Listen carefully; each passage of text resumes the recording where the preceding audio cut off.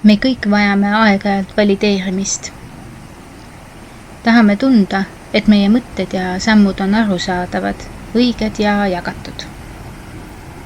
Et inimesed, kes meid ümbritsevad, mõistaksid, miks me valime just selle suuna, miks me pöörame ära sisse tallatud rajalt ja alustame uut teekonda.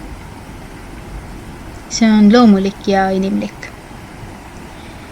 Kuid samas seisneb elu paradoks selles, et meie kõige sügavamad, olulisemad ja tähenduslikumad valikud ei pruugi olla mõistetavad kellelegi teisele peale meie endi. Sinu teekond ei pea olema teistele selge. See ei pea sobituma kellegi teise kaardi, ootuste või arusaamadega. Kui sa tunned südames, et see, mida sa teed, on sinu jaoks tõene ja õige, siis on see piisav. Jah, see võib olla üksildane. Alguses.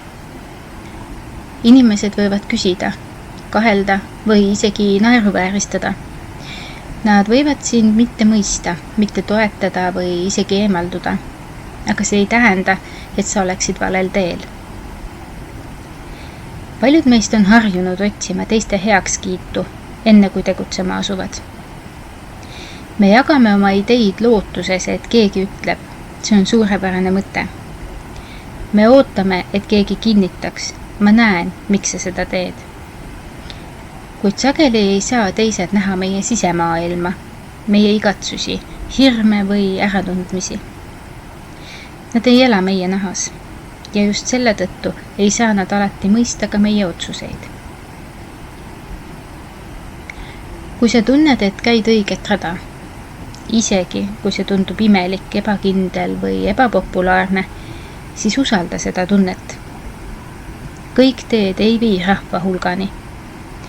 Mõni viib hoopis iseendani. Need teed on vaiksed, vahel konarlikud, kuid nad viivad sind lähemale iseendale. Ja kui sa kord sinna jõuad, mõistad, miks keegi teine seda rada sulle seletada ei saanudki.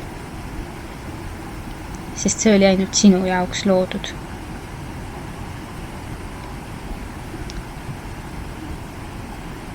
Me ei pea seletama oma elu lahti kõigile teistele. Me ei pea tõestama oma teekonna väärtust ega selgitama iga oma sammu. Piisab, kui sina tead, miks sa seda teed. Piisab, kui su sisetunne ütleb, et see on oluline. Sest tõeline rahu ei tule teiste mõistmisest. See tuleb sellest, kui sina mõistad iseennast ja austad oma valikuid. Nii et kui sa tunned, et su tee erineb teiste omast, siis ära karda. See pole eksitus, see on kutse. Kutse minna sügavamale, kaugemale, päris iseenda juurde.